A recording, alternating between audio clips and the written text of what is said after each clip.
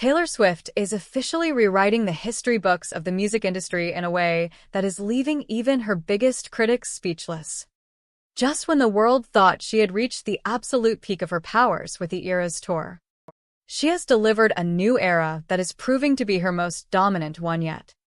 Her latest masterpiece, The Fate of Ophelia, has just achieved something that none of her previous hits could accomplish. It has officially secured its place as the longest-running #1 single of her entire career, proving that the world's obsession with Taylor Swift isn't just a phase, but a permanent cultural shift.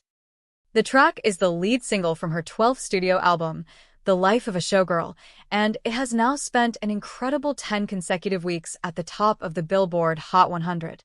This milestone allows her to finally surpass the record previously held by Anti-Hero, which led the charts for 8 weeks back in 2022.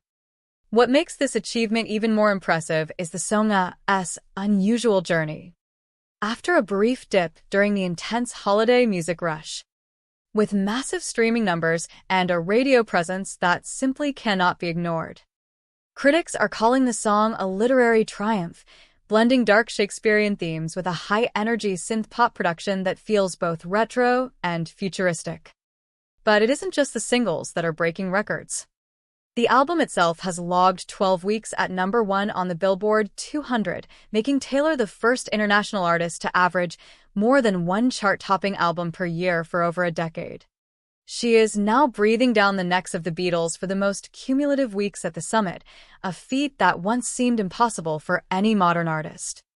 Before we discuss the rumors that Taylor is already planning her next surprise drop to celebrate her recent engagement, to ask you, is Taylor Swift the greatest artist of all time, or are we just living through a massive wave of hype that will eventually cool down?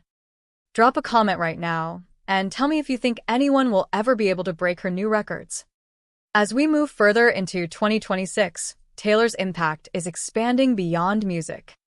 She was recently announced as the youngest woman ever to be inducted into the Songwriters Hall of Fame, an honor that cements her as a poet for the modern age. With the success of her new single Opalite also climbing the charts, it seems there is no end in sight for this historic run. So, do you think The Fate of Ophelia is actually her best song, or is it just her most popular? Let me know in the comments if you have been streaming the new album on repeat.